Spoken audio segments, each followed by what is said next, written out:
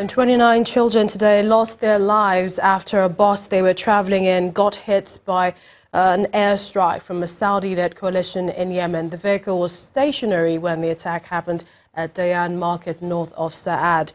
The Saudi-led coalition, which is backing the Yemeni government in a war with the Houthis, says its actions were legitimate and that civilians were never the target. The attack has been condemned by local and international forces. Houthi spokesman Mohammed Abdul Salam accused the coalition of showing clear disregard for civilian life by targeting a crowded public place.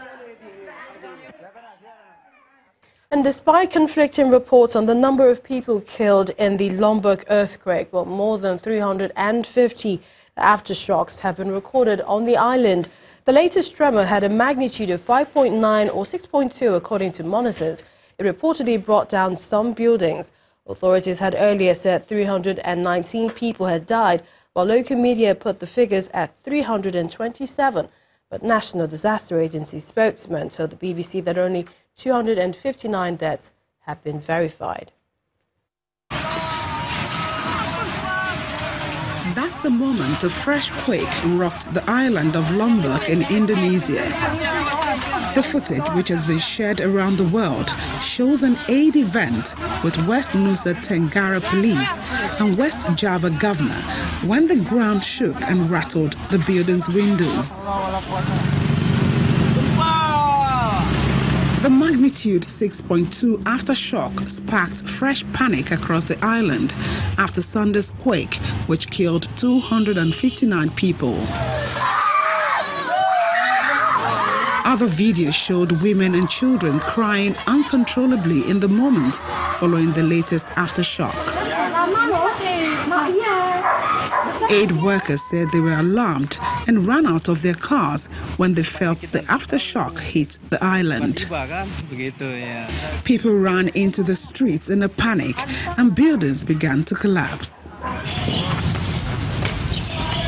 Earlier today, local residents say they were feeling calm after being reunited with their families, and aid began to arrive in hard-to-reach areas. Still, a humanitarian crisis looms, and thousands of victims of Sunday's quake are in desperate need of clean water, food, medicine, and shelter. Let's join Olumide Macaulay with the best of sports.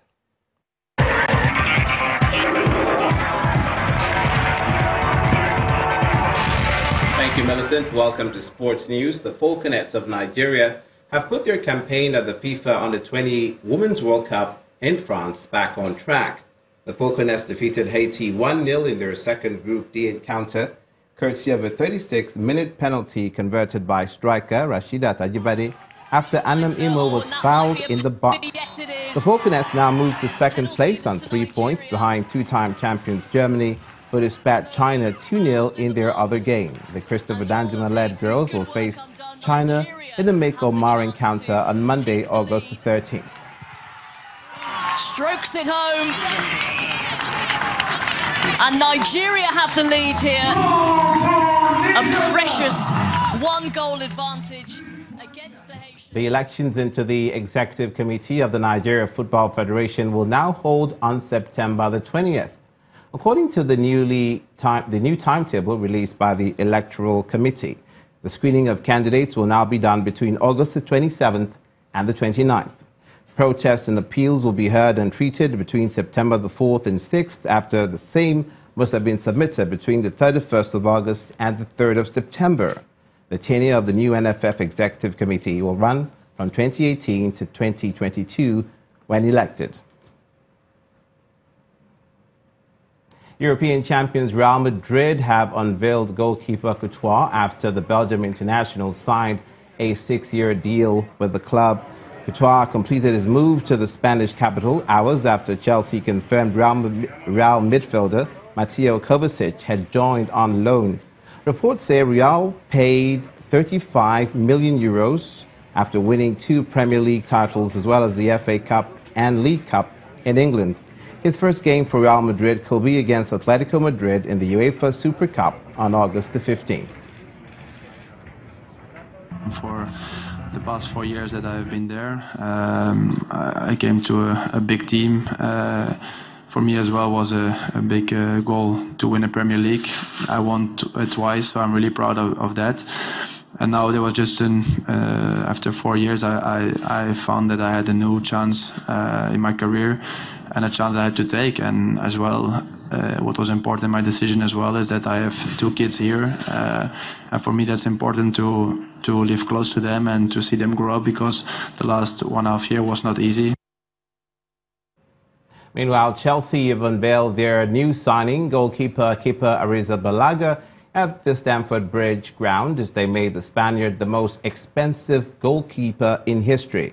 The Premier League club paid £71 million to sign the 23-year-old from La Liga outfit Athletic Bilbao. With Courtois joining Real Madrid, the Blues lacked on Kepa as an instant replacement. His transfer also surpassed the previous record fee for a goalkeeper, which was the £66.8 million paid by Liverpool to AS Roma for Brazilian international Alisson in July. And that's it on Sports News.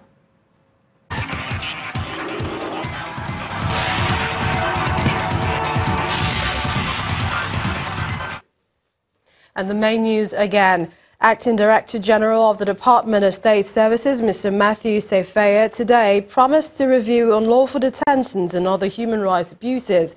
He was speaking during his first interaction with the media after his appointment on Wednesday. Also today, the House of Representatives announced that it will reconvene next week, Tuesday, to discuss President Buhari's budget proposal for the 2019 general elections. And no fewer than 29 children have been killed and 30 others injured in Saudi-led coalition airstrike in Yemen. That's news at 10 tonight. Many thanks for watching. I'm Millicent Walker. Have a good night.